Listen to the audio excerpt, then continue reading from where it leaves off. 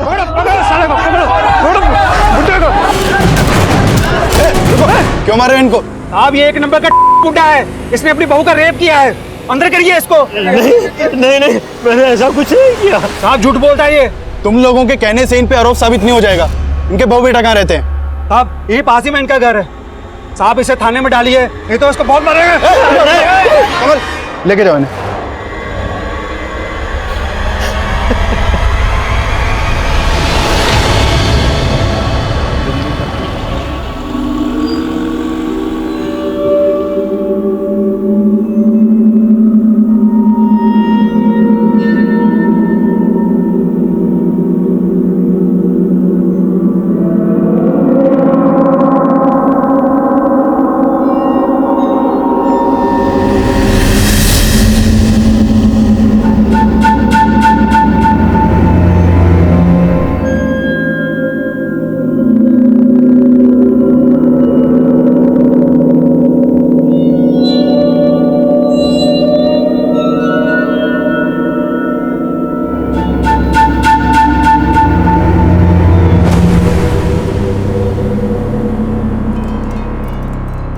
अरे क्या हो गया प्रकाश बाबू? भाई खाओगे क्या? क्यों घूर रहे हो सुबह सुबह? ये फाइल क्यों नहीं कंप्लीट की? नहीं की तो तुम कर दो ना यार। देखो अगर मैं कंप्लीट करूंगा तो तुम कोई ना कोई कमी तो निकालोगे। क्यों अपने वक्त को बर्बाद करूं? एक काम करो, तुम कंप्लीट कर लो, सारा काम मन के मुताबिक हो जाएगा। हाँ? काम तो मेरे मन मुताबिक ही होगा, लेकिन करोगे तुम। अगर 2 घंटे के अंदर ये फाइल कंप्लीट नहीं की ना, तो बॉस को कंप्लीट कर दूंगा तुम्हारी।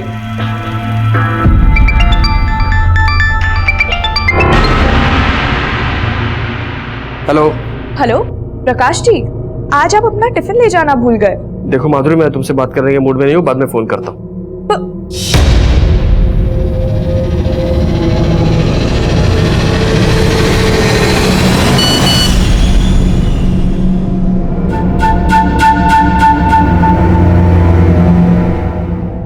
अरे सुरेंद्र सुनो। हाँ साहब। देखो एक बच्चे को O नेगेटिव ब्लड की जरूरत है और मेरा O नेगेटिव ब्लड ग्रुप है, बहुत रेयर होता है ये, तो बॉस को बोल देना मैं ब्लड डोनेट करने गया हूँ, थोड़ा इमरजेंसी है, ठीक है?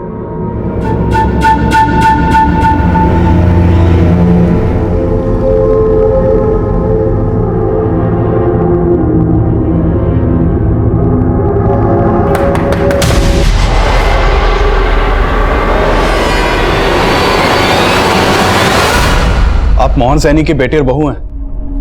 जी हाँ। क्यों, क्या बात है? आपके फादर को हमने अरेस्ट किया है। आपके पड़ोसियों ने आरोप लगाया कि आपके ससुर ने आपके साथ जबरदस्ती की है। क्या? देखिए घबराने की कोई बात नहीं, जो भी सच है आप हमें बताइए। नहीं सर, ऐसा कुछ नहीं है सर। लगता है हमारे पड़ोसियों ने आपसे झूठ बोला है सर। क्या बोला आप लोगों ने इनसे? चली जाइए यहां से।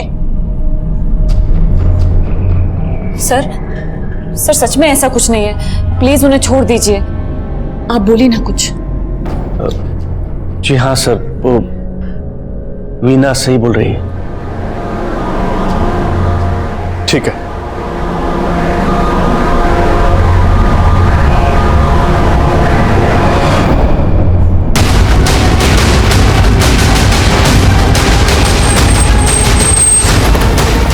सर ये देखो,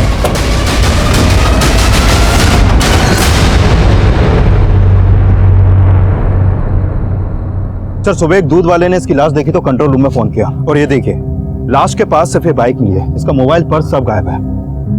एंगल लूट का नहीं लगता, अगर मामला लूट का होता तो वो बाइक लेकर भी जाते। इसकी पहचान पता करो, और देखो बाइक किस एड्रेस पे रजिस्टर्ड है। Okay sir.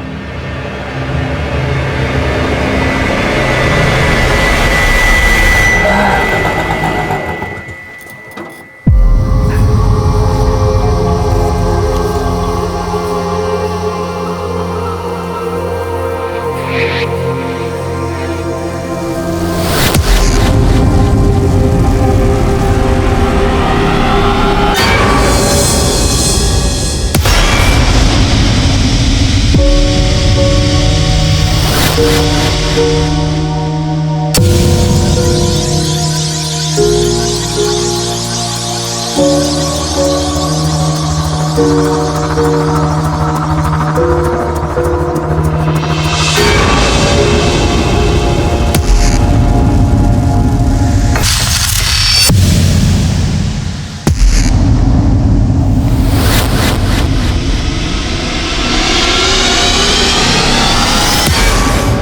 थोड़ी भी शर्म है तो गाँव लौट चाहिए।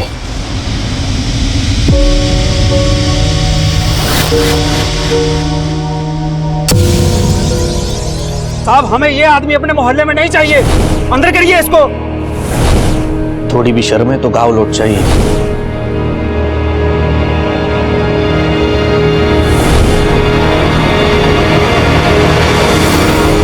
Police control room. हाँ जी बोलिए।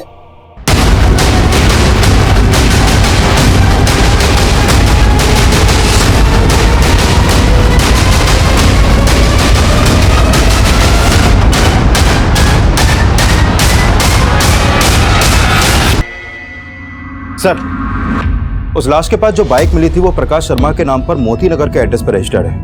और जब मैंने मोती नगर पुलिस को कांटेक्ट किया तो उन्होंने बोला कि प्रकाश की वाइफ ने कल रात प्रकाश की मिसिंग कंप्लेंट दर्ज करवाई थी। मैंने उसे बुला लिया सर।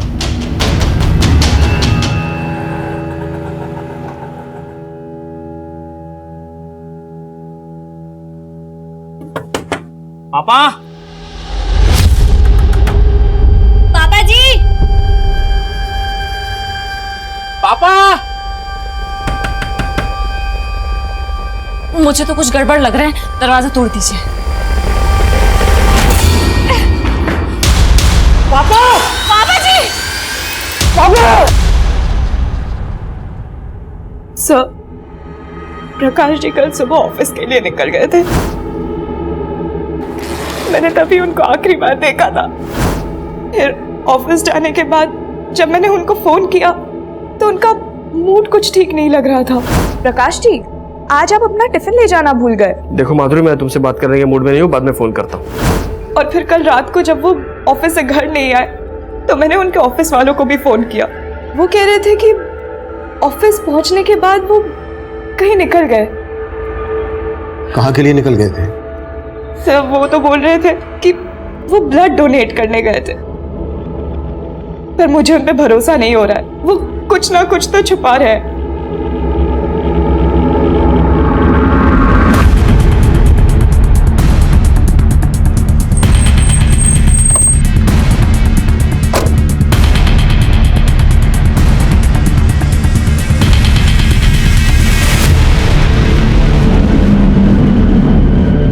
नहीं सर, हम लोग झूठ नहीं बोल रहे। सर, कल सुबह प्रकाश के नंबर पर किसी नंबर से मैसेज आया था। किसी बच्चे को ओ नेगेटिव ब्लड की जरूरत थी शायद। उसके बाद प्रकाश चला गया।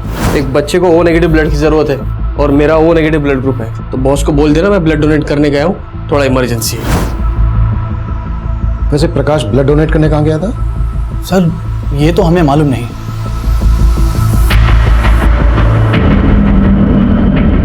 अगर प्रकाश वाकई में ब्लड डोनेट करने गया था तो हो सकता है ब्लड डोनेशन का फेक मैसेज भेजकर उसे किसी ने धोला को बुलाया हो और उसका मर्डर कर दिया। चेक करो, कल सोशल मीडिया पर ऐसा कोई मैसेज वायरल हुआ है क्या जिसमें ओ नेगेटिव ब्लड की मांग की गई हो? प्रकाश और उसकी वाइफ के कॉल रिकॉर्ड्स भी निकलवाओ। उसके ऑफिस, अड़ोस पड़ोस में सब जगह पूछताछ करो। प्रकाश से जुड़ी हर बात हमें मालूम होनी चाहिए। सर,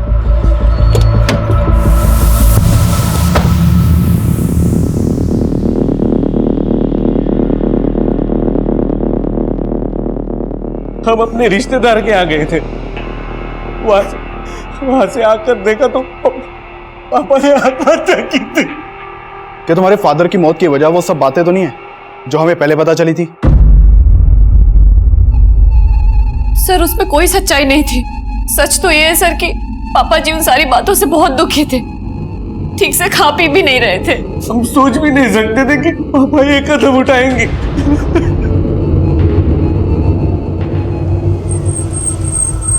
साहब, वैसे तो प्रकाश जी बहुत अच्छे आदमी थे, लेकिन ऑफिस में उनका सिर्फ एक ही इंसान के साथ पंगा था। किसकी बात कर रहे हो तुम? सर, पूर्णिमा मैडम। प्रकाश, ये कुछ एंट्रीज मुझे ठीक नहीं लग रही। दूर रहो, बिना टच किए बात नहीं कर सकती क्या? क्या है ये? हाँ, मैंने तुमसे कितनी बार कहा है कि मैं एक शादीशुदा इंसान हूँ, और तुम जो सोच रही हो ना वैसा कुछ नहीं हो सकता। सर उन्हें कुछ कहना ही था तो मुझे अकेले में कह दिया होता, ऐसे सबके सामने नीचा दिखाया।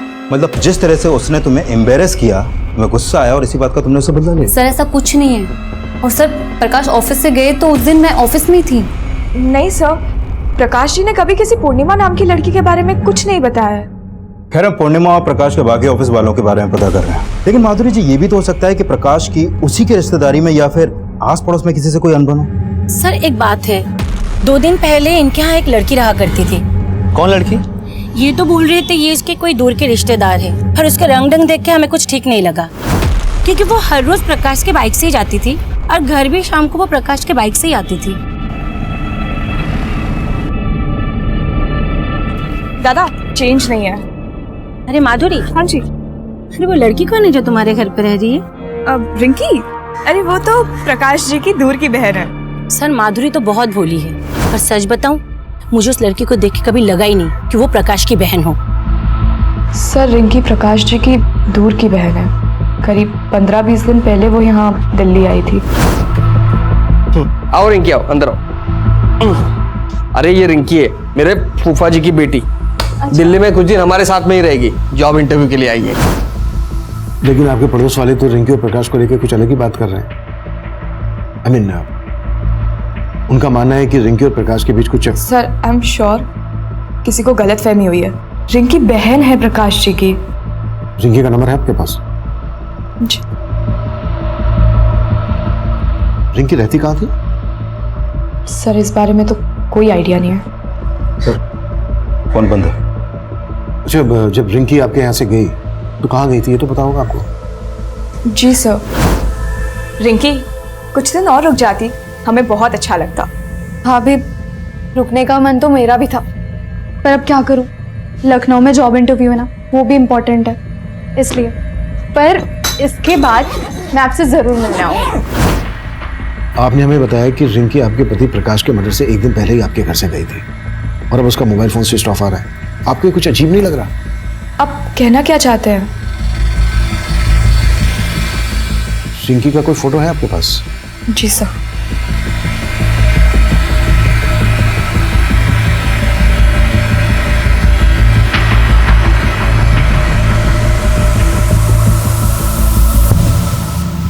रिंकी के कॉल रिकॉर्ड्स और एक्टिविटीज पता करो। प्रकाश के कत्ल से 1 दिन पहले रिंकी का प्रकाश के घर से जाना और अब रिंकी का मोबाइल फोन स्विच ऑफ आना, ये कुछ ठीक नहीं लग रहा है। पानी देना।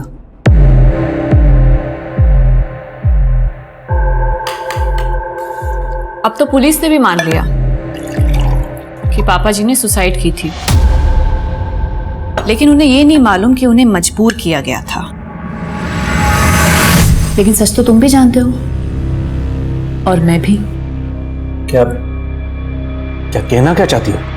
यही कि अगर मैंने सबको सच बता दिया ना तो तुम रास्ते में चलने के काबिल भी नहीं रहोगे। ये क्या बोल रही है तू? पुलिस ने कहा था मुझसे कि बिना डरे सब सच बता दूं। कहो तो सब सच बता दूं?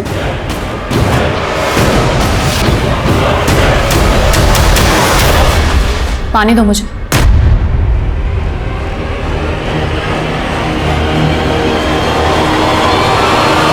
सर मैंने उस ब्लड डोनेशन के मैसेज का सोर्स चेक किया, वो मैसेज फेक नहीं था सर। गोविंदपुरा में एक हॉस्पिटल है जहां वाकई में एक बच्चे को ओ नेगेटिव ब्लड की जरूरत थी और मैंने कंफर्म किया कि प्रकाश ने अपना ब्लड वहां पे डोनेट किया था। सर प्रकाश के बारे में अभी तक जो भी सामने आया उससे ये तो साफ है कि प्रकाश काफी हेल्पफुल इंसान था। प्रकाश कितना हेल्पफुल आदमी था ये तो हमें रिंकी ही बता सकती है। रिंकी की कोई इंफॉर्मेशन? सर रिंकी का फोन नंबर पानीपत के एड्रेस पर रजिस्टर्ड है और प्रकाश की हत्या से 1 दिन पहले रिंकी और प्रकाश इन दोनों का फोन जनकपुरी में एक साथ काफी टाइम तक एक्टिव था। लेकिन सर इन दोनों के बीच में फोन पर कोई बात नहीं होती थी और सब लोग बोल रहे हैं कि रिंकी लगभग 15 दिन तक प्रकाश के घर में रही थी। और मैंने प्रकाश की वाइफ की कॉल रिकॉर्ड चेक किए सर, उसमें कुछ भी सस्पिशियस नहीं मिला। हो सकता है रिंकी और प्रकाश मोबाइल फोन पर किसी ऐप के जरिए बात करते हो। एक तरफ रिंकी और दूसरी तरफ प्रकाश के ऑफिस में काम करने वाली है पूर्णिमा। इन दोनों के बीच की कहानी भी काफी अजीब है। विकास पता करो रिंकी और पूर्णिमा का आपस में कोई कनेक्शन था क्या, और पानीपत पुलिस से भी कांटेक्ट करो। इस रिंकी का मिलना हमारे लिए बहुत जरूरी है। Sure sir.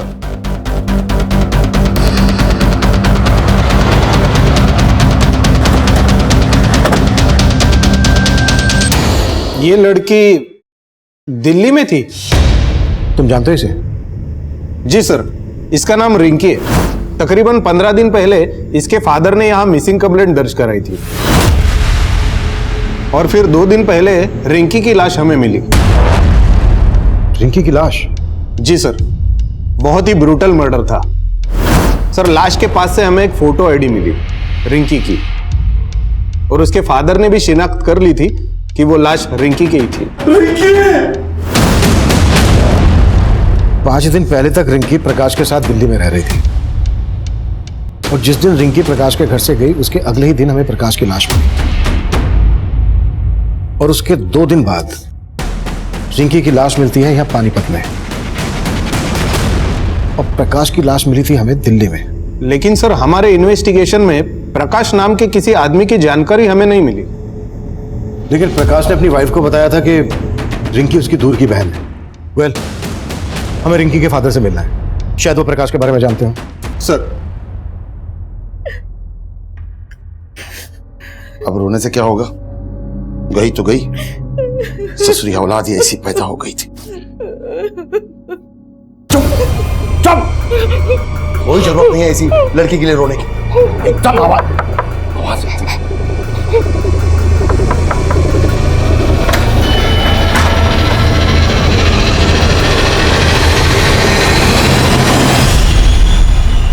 नहीं साहब, मैं किसी प्रकाश को नहीं जानता, और दिल्ली में मेरा कोई रिश्तेदार भी नहीं। लेकिन रिंकी दिल्ली में इसी प्रकाश के साथ रह रही थी। कहीं रिंकी और प्रकाश का कोई चक्कर वक्कर तो नहीं था? ऐसा क्यों कह रहे हैं आप? क्यों मेरी मरी हुई बेटी को बदनाम कर रहे हैं? देखिए, हमारा इरादा किसी को बदनाम करने का नहीं है, हम हमारा काम कर रहे हैं। दिल्ली में प्रकाश का मर्डर हो गया है। रिंकी दिल्ली गई थी तो क्यों गई थी? और वो प्रकाश के मर्डर के तुरंत बाद पानीपत में आई, तो पानीपत में रिंकी का मर्डर किसने किया होगा? मेरी भी समझ में कुछ नहीं आ रहा है, और मैं किसी प्रकाश को नहीं जानता।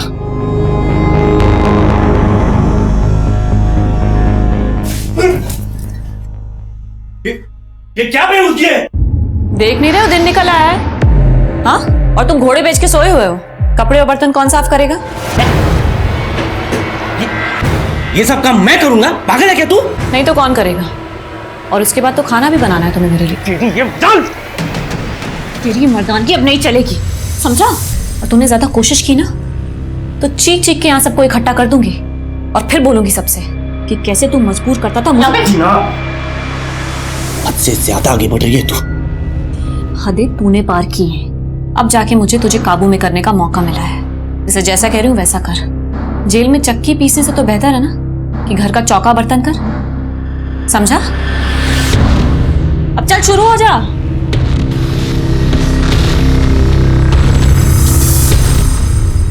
सर, ये प्रकाश की पोस्टमार्टम रिपोर्ट। सर, प्रकाश की मौत से पहले उसको काफी पीटा गया था, और सर पानीपत पुलिस से रिंकी की पोस्टमार्टम रिपोर्ट के बारे में ही पता चला है।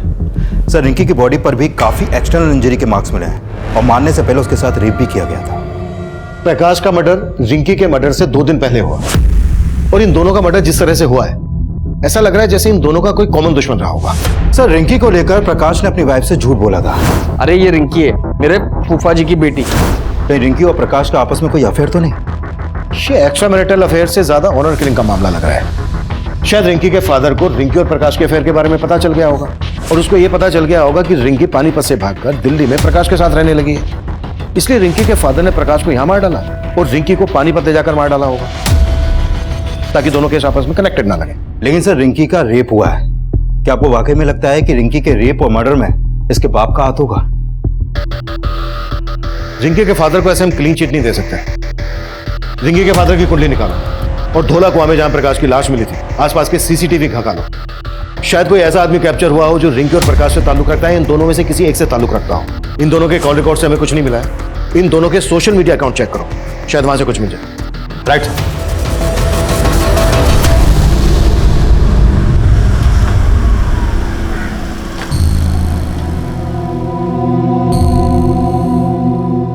इस बार पैसों का इंतजाम हो जाएगा ना? हो जाएगा भाई, टेंशन क्यों ले रहा है? टेंशन तो होगी, पुलिस दोबारा इस केस में कूद पड़ी।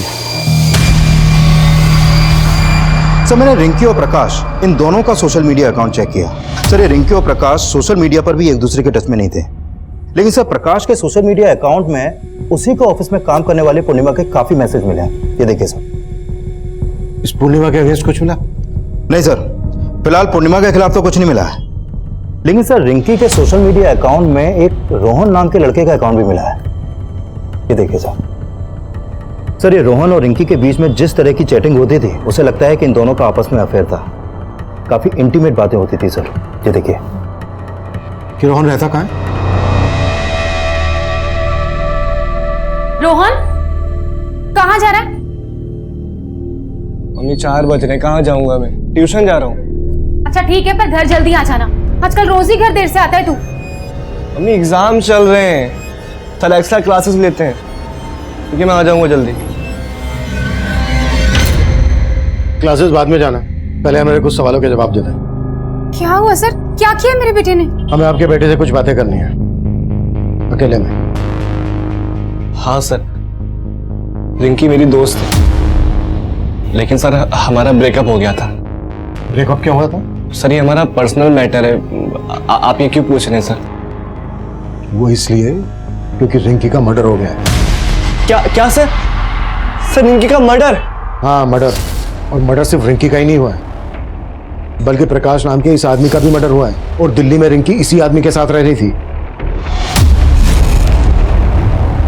अब तो ये बोल, तेरा रिंकी और प्रकाश के मर्डर से क्या लेना देना है?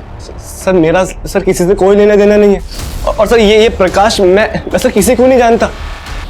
पिछले 6 महीने से रिंकी से तू सोशल मीडिया अकाउंट पर टच में था। तुम दोनों की चैट हिस्ट्री है हमारे पास, दिखाऊं? रिंकी पानीपत से दिल्ली तेरे कहने पर आई, और तुम दोनों के कॉल रिकॉर्ड के हिसाब से तेरा और रिंकी का मोबाइल फोन दिल्ली में कई जगह पर एक साथ एक्टिव था। क्या छिपा रहा है हमसे? सर मैं कुछ नहीं छिपा रहा, लेकिन सर हाँ, मैं रिंकी से प्यार करता था, और सर जब वो दिल्ली आई थी तो मुझसे मिल भी रही थी। रिंकी यार, मैंने सोचा भी नहीं था कि तुम मुझसे मिलने ऐसे दिल्ली आ जाओगी। रोहन, मैं दिल्ली में सेटल होना चाहती हूँ, इसलिए मैं जॉब ढूंढ रही हूँ। क्या तुम मेरी थोड़ी मदद करोगे? ऑफ कोर्स यार, मैं तुम्हारे लिए जॉब ढूंढ देता हूँ। Thank you. अब ना मैं ट्रैवलिंग करके बहुत थक गई हूँ, तो तुम्हारे घर चले? मेरे घर? रिंकी मैं तुमको अपने घर नहीं ले आ सकता। और सर इसी बात से नाराज होकर उसने बोलचाल बंद कर दी। डीएनए करवा उसका, वो जब तक डीएनए रिपोर्ट नहीं आ जाती है हमसे बिना पूछे शहर से बाहर नहीं जाएगा।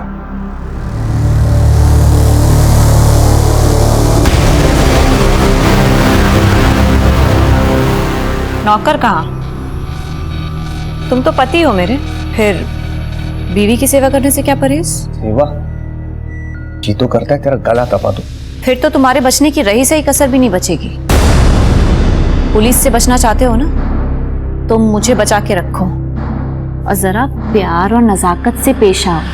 कांच हूं मैं, चटक गई ना तो खूनम खून तुम हो जाओगे। ये लड़का रिंकी का दोस्त है, हो सकता है रिंकी के साथ ये लड़का भी यहाँ पर कभी आया हो। नहीं सर, ये लड़का कभी नहीं आया यहाँ। सर रिंकी का फोन अभी अभी पालम में एक्टिव हुआ था, और फोन अभी भी चालू है। व्हाट?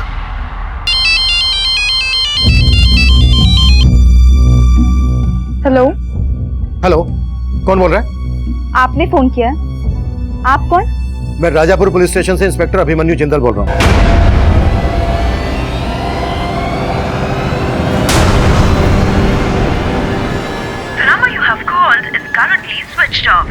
रिंकी का फोन किसी लड़के ने उठाया था, पर अब स्विच ऑफ। विकास, पालम में जहां रिंकी का फोन एक्टिव हुआ था वहां अपनी एक टीम भेजो। हो सकता है हमारा ध्यान भटकाने के लिए किसने रिंकी का फोन एक्टिव किया हो, और अपने खबरियों को रिंकी का फोटोग्राफ दो, पता लगवाओ कि पालम में रिंकी का कहां कहां आना जाना था। रिंकी के फादर से भी मिलो। सर। रोहन, रोहन,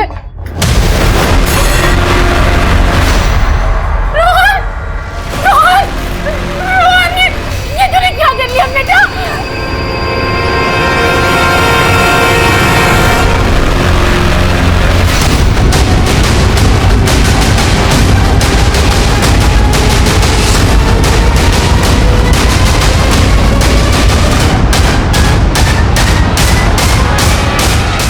कविता,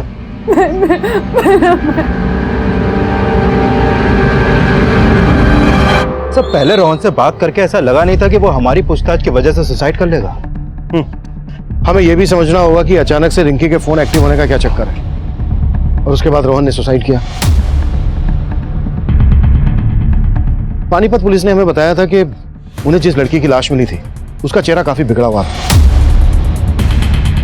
उस लड़की की लाश के पास से उन्हें रिंकी का आईडी मिला, तो उन्होंने मान लिया कि यह लाश रिंकी की है।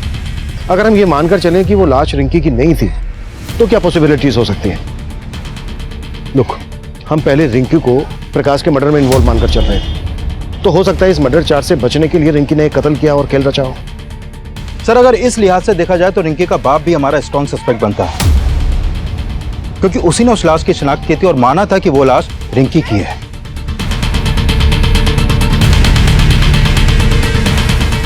अगर रिंकी जिंदा थी तो फिर वो लड़की कौन थी जिसे रिंकी मानकर रिंकी के घर वालों ने उसका अंतिम संस्कार कर दिया था? तब हमारे पास डीएनए करके ये जानने की गुंजाइश नहीं थी कि वो लाश रिंकी की ही थी या रिंकी की हत्या हुई थी। वहीं सर्कमस्टेंशियल एविडेंस ये साफ कर रहे थे कि रोहन ने आत्महत्या ही की थी। लेकिन रोहन के दिमाग में क्या चल रहा था? उसके आत्महत्या करने की असल वजह क्या थी? ये तब हमारी कुछ समझ में नहीं आ रहा था। पर हमारे लिए यह जानना बेहद जरूरी था कि रिंकी के नंबर पर जिस औरत से मेरी बात हुई थी वो वाकई में रिंकी थी या कोई और। हमने अपना खबरी नेटवर्क फैला दिया। रिंकी से जुड़े सवालों का जल्द से जल्द हल ढूंढने की हम कोशिश में जुट गए थे।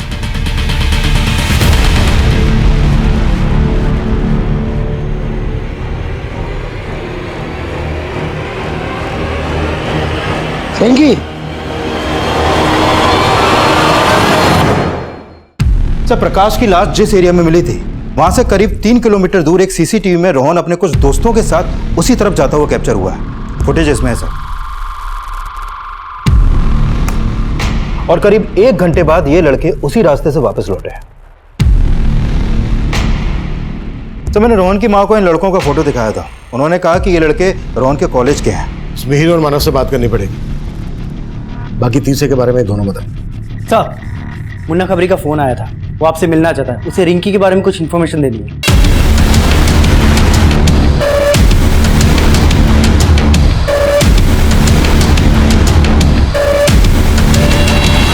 सर, मुझे कोई गलतफहमी नहीं हुई है। वो लड़की यही थी सर, रिंकी। रिंकी,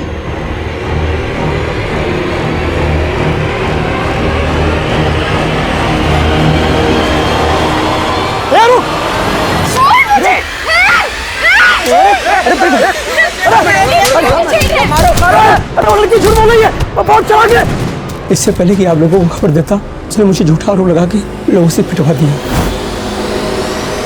ये बहुत बड़ा गेम लगता है विकास। रिंकी वाकई में जिंदा है, लेकिन सवाल यह है कि वो लाश किस लड़की की थी जिसकी रिंकी के फादर गणपत ने रिंकी के नाम से शिनाख्त की थी। विकास, हो सकता है रिंकी का फादर भी रिंकी की साजिश में इन्वॉल्व है और उसे पता हो रिंकी इस वक्त कहाँ है। तलब करो उसे। सब हेलो सर, रोहन के उन तीनों दोस्तों को थाने ले आया।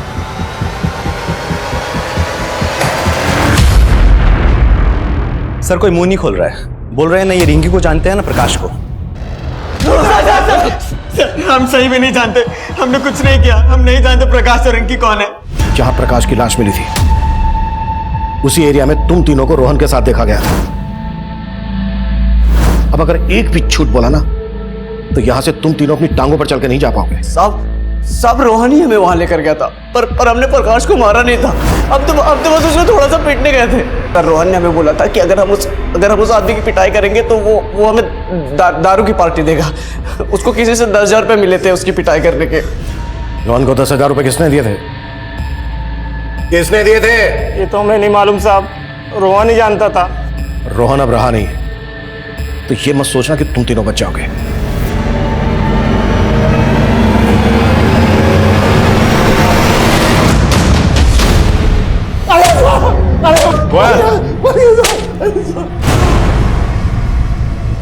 बोल रिंकी कहा?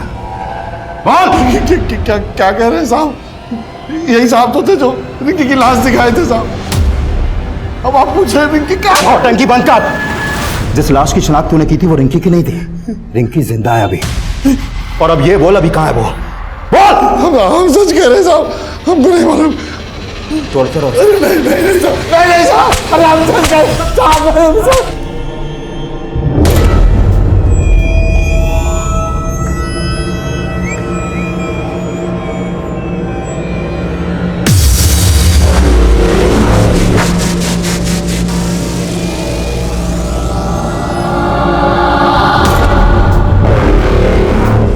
हम तब ये मानकर चल रहे थे कि जिस लड़की की लाश की शिनाख्त रिंकी मानकर की गई थी, उसकी हत्या में रिंकी और रिंकी के साथ रोहन भी इन्वॉल्व होगा, क्योंकि उस लड़की का रेप भी हुआ था। लेकिन उस लड़की की बॉडी पर मिले डीएनए रोहन के डीएनए से मैच नहीं हुए थे। और रोहन के दोस्त भी यही कबूल कर रहे थे कि उन्होंने प्रकाश को सिर्फ पीटा था। फिर रोहन ने क्यों और किस डर से सुसाइड किया, इसकी असल वजह अब भी रहस्य बनी हुई थी और जल्द ही हमारे सामने एक नई जानकारी आई।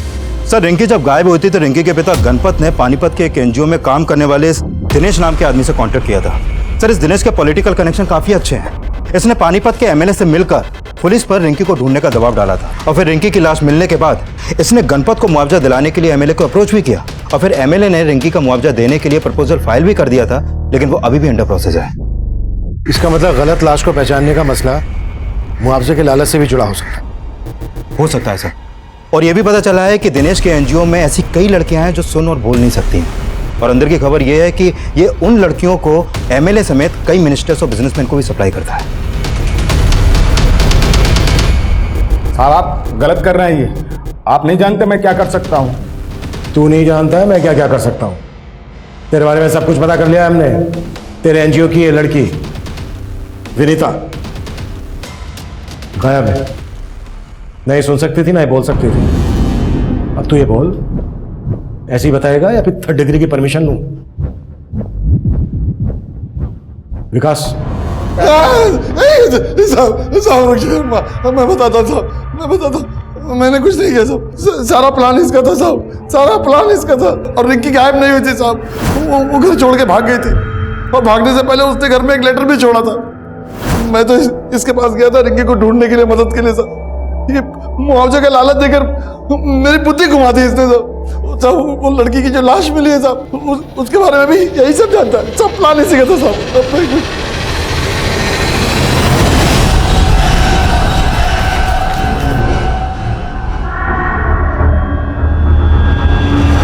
मैंने उसका चेहरा भी काट दिया, रिंकी की आईडी उसके पास रख दी। तब तक गणपत ने उसकी शिनाख्त कर ली साहब। मैंने सोचा कि इसकी बेटी के लिए सरकार से कुछ मुआवजा दिला देंगे और आधा आधा बांट लेंगे, लेकिन साहब प्रकाश के मर्डर से हमारा कोई लेना देना नहीं है साहब।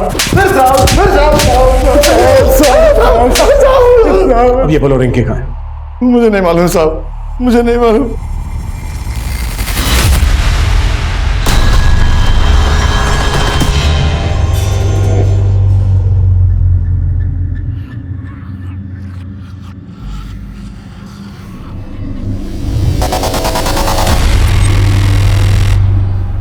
सर, ये रोहन रोहिणी में इस महेंद्र नाम के आदमी से ट्यूशन पढ़ता था और मैंने चेक किया कि रिंकी का फोन पहले कई दफे रोहिणी में एक्टिव रहता था। सर, हो सकता है ये महेंद्र हमें रिंकी की कोई लीड थे।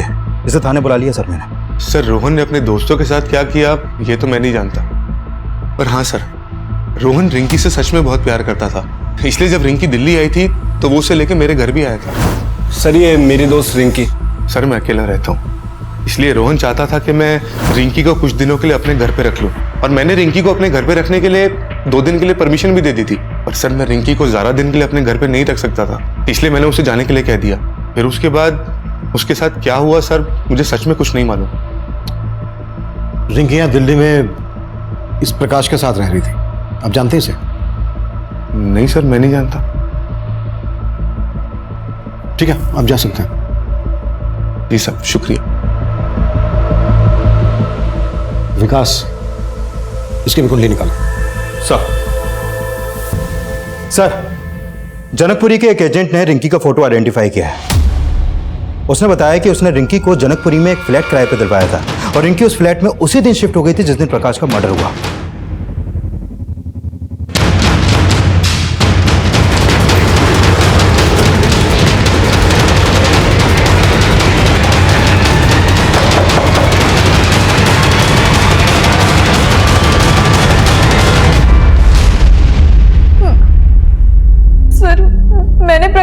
नहीं मारा। तो अब तक सामने क्यों नहीं आई थी? सर मैं अपने पापा से तंग आ गई थी, इसलिए घर से भाग के दिल्ली चली आई। और फिर मुझे मालूम पड़ा कि मेरे पापा ने दूसरी लड़की को मेरी लाश मानकर उसका अंतिम संस्कार कर दिया था। सर मैं बहुत डर गई थी, इसलिए छिपी हुई थी। छिपी इसलिए थी क्योंकि तुम प्रकाश के मर्डर में इन्वॉल्व हो। अब सच सच बोलना, तुम्हारे और प्रकाश के बीच क्या रिश्ता था? सर जैसा आप सोच रहे वैसा बिल्कुल नहीं है सर, बल्कि प्रकाश जी ने तो मुझे अपने घर में रहने की जगह दी थी। उनकी वाइफ और उनके साथ मैं घुल मिल गई थी, लेकिन मुझे क्या पता था कि सिचुएशन इतनी वियर्ड हो जाएगी। अरे माधुरी तौल नहीं देना। माधुरी,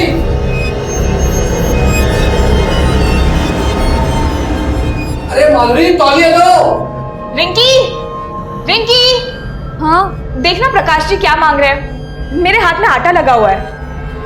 अरे माधुरी तौलिए दो। हाँ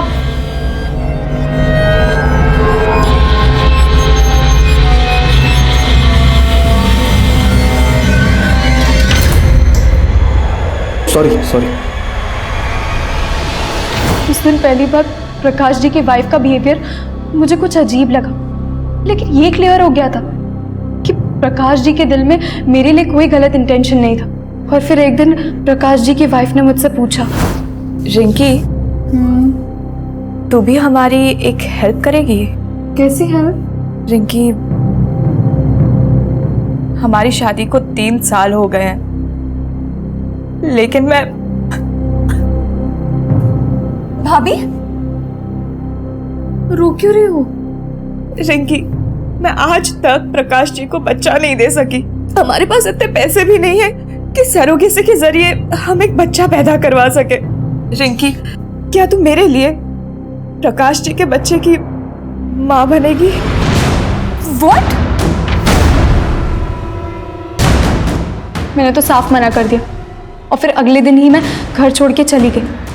और फिर उसी दिन जनकपुरी में मैं प्रकाश जी से मिली। प्रकाश जी से मिलके मैंने उनको सब साफ साफ बता दिया। और फिर आगे क्या हुआ मुझे नहीं पता। माधुरी ने हमसे बताया कि प्रकाश ने उससे कहा कि तुम प्रकाश की दूर की बहन हो। भला कोई भाभी अपनी ननद से ऐसी शक क्यों रखेगी?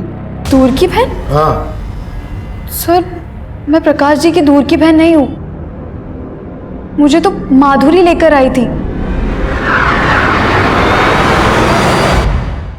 सर मैं प्रकाश जी की दूर की बहन नहीं हूं, मुझे तो माधुरी लेकर आई थी। प्रकाश जी, ये रिंकी है। अच्छा, मेरे दूर की बहन। तो तुम माधुरी की दूर की बहन हो? नहीं सर, मेरा तो उनसे भी कोई रिश्ता नहीं है, बल्कि मुझे तो रोहन के ट्यूशन टीचर ने माधुरी से मिलवाया था।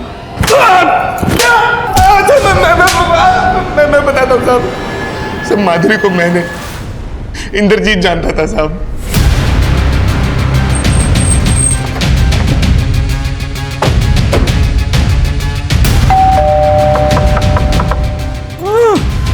एक मिनट, अंदर से कुछ आवाज आ रही है।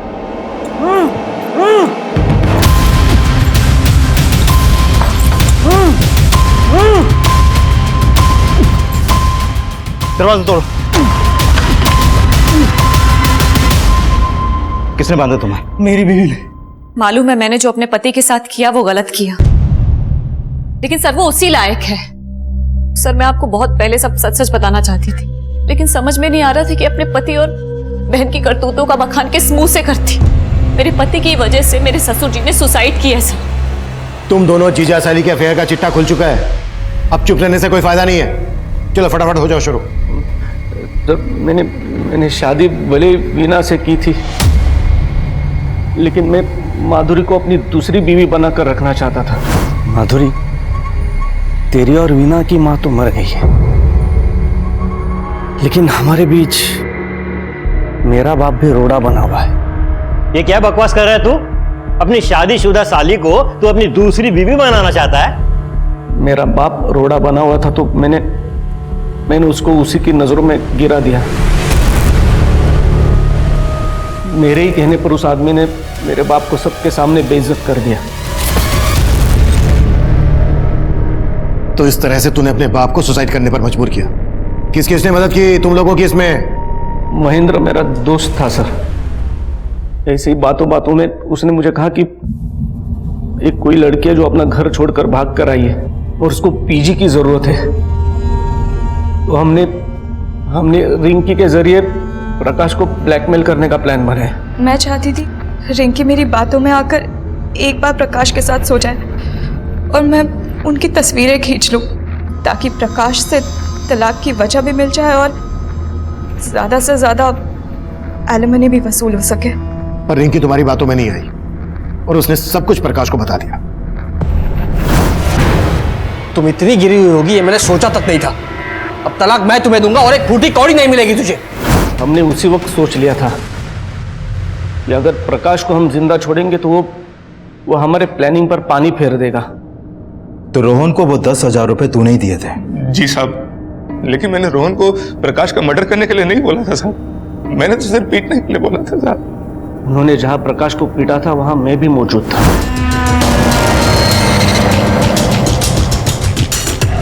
प्रकाश की मौत के बाद जब आपने रोहन से पूछताछ की तो वो डर गया था साहब, और जब वो मुझसे मिला तो मैंने उसको और डरा दिया था साहब। देखो रोहन, मैं तो मानता हूँ कि तुमने और तुम्हारे दोस्त ने मिलकर प्रकाश को सिर्फ पीटा था, लेकिन पुलिस इस बात पर यकीन नहीं करने वाली।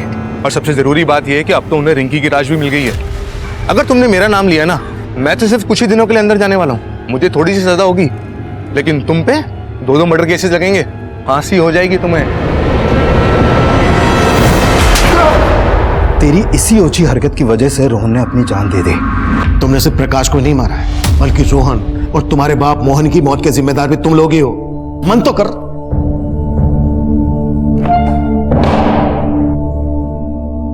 अनैतिक रिश्ते वो मीठा जहर है जो मुंह लगते ही इंसानी सोच और समझ को खोखला करना शुरू कर देता है और देखते ही देखते अपराध के एक ऐसे भंवर में फंसा देता है जहां से वापसी के सभी दरवाजे बंद हो गए होते हैं।